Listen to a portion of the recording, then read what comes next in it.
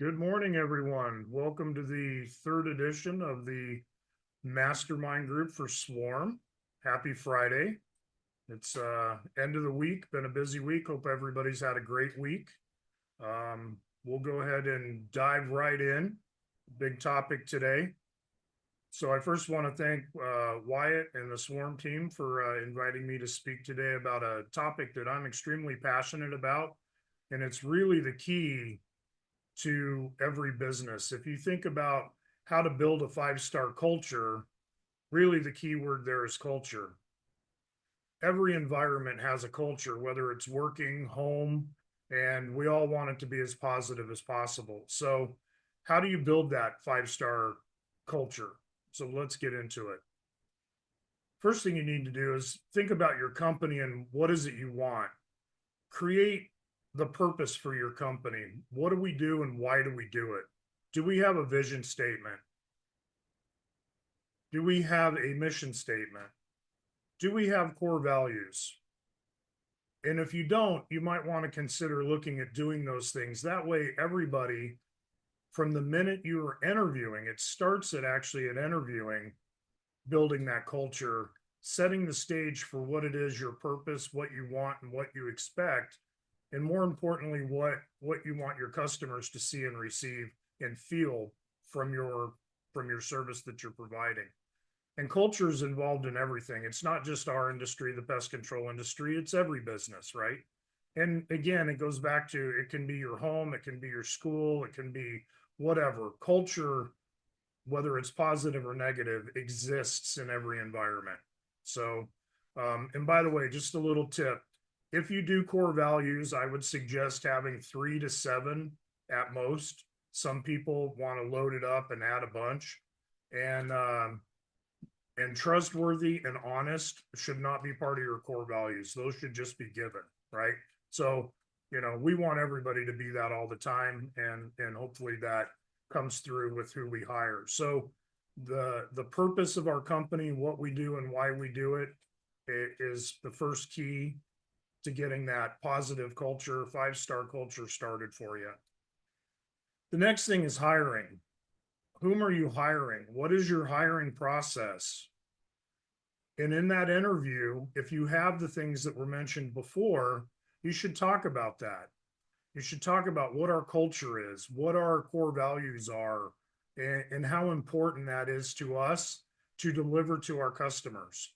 At Pest Friends, we have a five-star culture, and that drives basically everything we do from the top down and the bottom back up and to our customers. So, absolutely very important with who we hire. You want to get the right people on the bus and importantly, get them in the right seats. A lot of time we find somebody that's talented and they don't have that experience or they have that positive view on life or purpose, which is great. We can teach them that. Somebody that has a bad attitude, you're not going to fix that. So I would strongly steer away. If you get that inkling in an interview, probably not a great choice.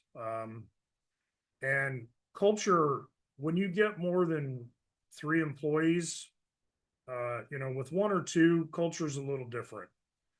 You can control it a lot easier. But when you start getting 3, 4, 5, 10, 15, 20, that culture is something that it takes on a life of its own. And so if you're not monitoring culture in your company, um,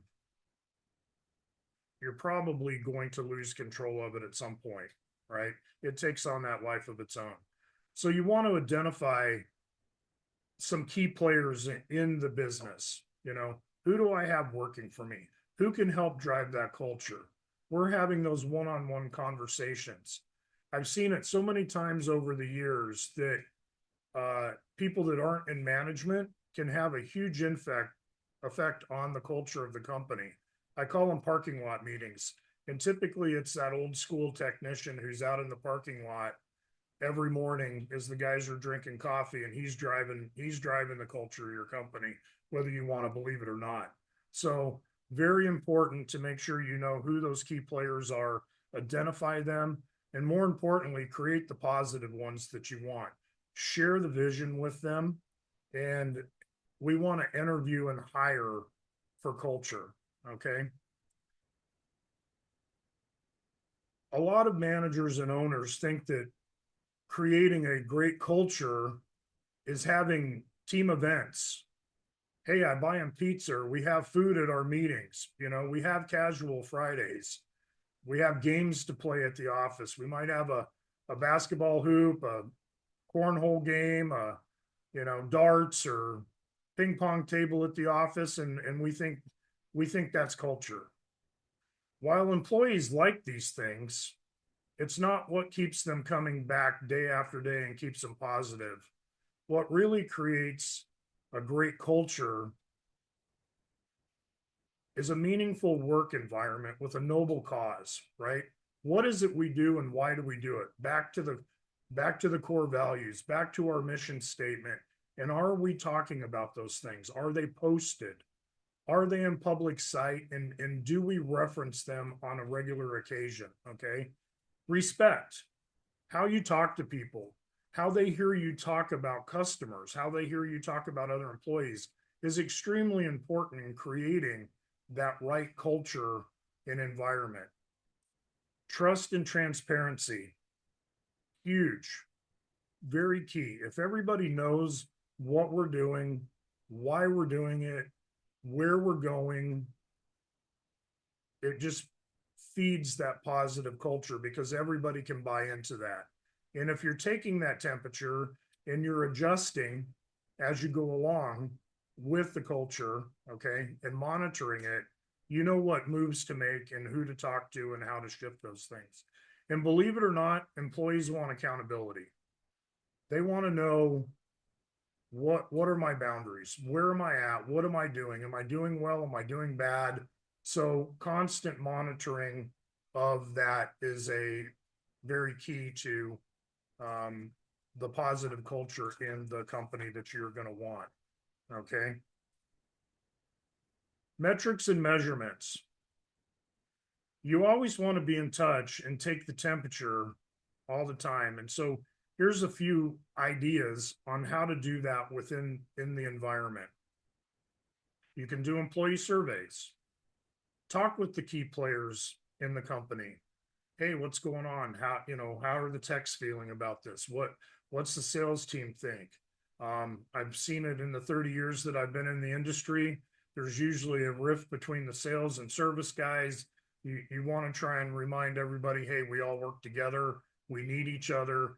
How are we taking that and twisting that into a positive effect, right? And getting these guys to work together. So talk with those key players in the company, remind them of that direction. Of course, your 5-star reviews, your customer reviews, some of the other ones that are pretty tangible, customer cancellations. Monitor that. What are customers saying and why are they canceling? People moving is one thing. People canceling for bad service, unknown financial reasons, there's usually something behind that. And so we want to have a good pulse. We want to make sure we're taking that temperature and taking that pulse constantly on what's happening. Is a certain route having a bunch of unserviced or skips? What's the turnover like in our environment?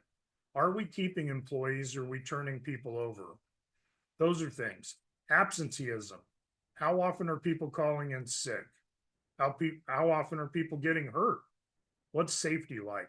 Those are just some of the other dynamics that you can measure culture in your environment and see if it's got a positive or a negative effect and make adjustments. If you're just joining us, any comments or questions you can put in the chat and we'll pick those up. And so if you've just joined us, the other thing is we will, this is recorded, so it will be sent out to everybody. So if you missed the first part of it, you'll be able to go back and see what you've missed. Okay. Creating and keeping this culture is hard work. It is not easy to constantly keep that positive attitude because it's work, right? we have challenges that come up every day. People are going to get sick. We're going to have customers that have issues. We're going to have things that happen. So you want to monitor again that culture and keep it in check. But just know that it's a business and there are going to be challenges and things. Um, Things that poor culture will create: constant turnover. And these things, these are tough, right? Who wants to always be interviewing and hiring, not because you're growing, but because you're replacing people? That is not any fun. Unhappy customers, cancellations, right? So unhappy customers, we spend an inordinate amount of time in a poor culture talking to customers because we've got something that went wrong. They're unsatisfied with what they're getting from us. We also have to increase our sales quota. Why do we have to do that? Well, to make up for the cancellations from the unhappy customers. Poor performing employees, negative environment is like a cancer. It will spread through an environment, an operation, a branch, whatever you call it, very quickly. And so you need to monitor that and deal with that. Poor performing business, KPIs and metrics. Those are things that you want to look at. You always want to have metrics that you're looking at and some sort of KPIs that you are following constantly. Notice one of the things that I didn't mention in the positive part of culture was pay. Ironically, pay is not the most important thing for employees in most cases. It is important because it is what pays their bills, but a positive, happy environment and culture will absolutely go much further than what we're actually paying people. So we'll stop for a moment and see if we have any questions. There's a question about techs. You mentioned that the business has a lot to do with the techs representing in the field. How do you ensure the techs in the field are helping you work towards a 5-star reputation? That is a great culture. So first, it goes back to, have we communicated what our purpose is and why we do what we do? And do we talk about that constantly? The next big thing is, who have we hired and do we have them in the right seat? Do they have a positive attitude when dealing with customers? Because they will absolutely influence everything you do. And so what I've shared with my basically all staff, but especially service technicians, is when you're in the field, for all intents and purposes, whatever my name is, the company's name is, whatever that entity is, they are representing us. They are representing the company. So they are whoever the name is, right? And so we always want to make sure, and then we follow that up with the metrics. Are we getting complaints? So if you can find, if you have several technicians in an environment and you can find what I call a key player in your service department, and you can get them on board with all of this, they can help you steer that. They can also alert you if you're having challenges with a technician in the parking lot meeting or the chats that they all have, because they all talk to each other away from us. What is it they're saying and what are they thinking? And then you've got an insight into that through that key player. But this is really, everything that I've gone over is key to having a positive culture. It is not easy to keep and execute. You have to work at it. It is one of the hardest things that we do. And if you look at, especially the pest control industry or any other service type industry, typically around 50% of any and all of our expenses is labor, right? And so it's a very labor intensive, it's a people business. And when you think about, we're in the pest control industry, and I'll speak specifically about our industry. So we're in the pest control industry. We're really not. We're in the people business. We just get to the people because of the bugs, right? So it is all about people. I look at staff inside the branch as my internal customers, and then I have external customers. I always want to make sure that I've taken care of my internal customer because that's who's representing me and our company when they're out in front of our external customer. And we want them to feel good. Nobody wants a technician out in the field talking to our customers with a bad attitude. Hopefully that's answered your question. Another one. Do you have recommendations of some basic KPIs for the pest control side? And do you have any ideas for KPIs on the insulation removal replacement side? Yes, so let's start with the pest control side because that's pretty standard and typical. With your pest control, some of your KPIs to know that if you've got a positive effect on your team is how many complaint calls am I getting? What are customers saying? Are they leaving us reviews? Are we checking in with them? Are we getting referrals? Are we asking for referrals? So some of those are the things that I would be looking at on the pest control side to see, and then your obvious numbers. What is your chemical percentages? What does that look like? How many miles a day are they driving? There's a lot of things that feed in that you can, especially on a technician and a service side, feed into KPIs or metrics. The insulation is a little tougher because it's more of a one-off. But again, it goes back to some of those same metrics. What are customers saying? Are they happy? And those are the things that I would be looking for with that. Any other questions?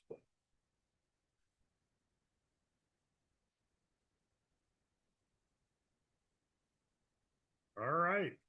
If we have no other questions, we are good. And again, thanks, SWARM, for inviting me in to talk on this topic. And if you have any questions, feel free to reach out. Culture is something if you're not paying attention to it, and when you think about business, and especially people getting into the industry, you've got a lot to pay attention to. You're looking at a lot of metrics and a lot of different things and measuring the business. I cannot stress enough just how important culture is to having that positive, successful business that you want to have, that we want you to have, and that the industry wants you to have. So thank you very much for having me. And that'll do it for me. Thank you, Greg. You're welcome. Thank you so much. We just want to thank you all for joining us these 3 days or just today. We just want to remind everyone, if you did miss one day and you'd like to check it out, we did send out emails and it's posted on our SWARM Mastermind YouTube. So you're welcome to check those out, share with others in the workplace also, or other PCOs that you know that might benefit. And we also just want to thank Greg, Wyatt, Sean for speaking. There's so much experience there. Greg is collaborating with the mastermind. He has 28 years experience with Truly Nolan. He's an owner and president of Pest Friends. So a lot of experience there. And we're going to be really happy to have him personally collaborating and working with the mastermind members and helping them with their strategies to grow. So if any of you have more questions about the mastermind, we really encourage you to schedule your personal strategy session. And this will help us to see how we can help you to grow as a personal business owner, help your business, and see if you would be a good fit for the mastermind. We do have limited spaces available, but we still are interviewing. So I'll put a link in the chat. And the emails we sent out also have the link where you can schedule your personal strategy session with us. So that's it for this early bird free virtual session. Does anyone have any questions general about mastermind or anything? If so, throw them in the chat. And if not, this wraps up this week. Again, thank you for supporting. We appreciate you guys, and we loved meeting you at Pest World and hope we can collaborate and get to know you guys more. I'll give it a pause to see if there's any questions on Mastermind. Nope. Okay. And you're welcome to reach out to us personally via email or through our YouTube or anything else. So it's looking good. So we'll let you guys go. Have a great weekend. And again, thank you so much for joining us. Bye, everyone.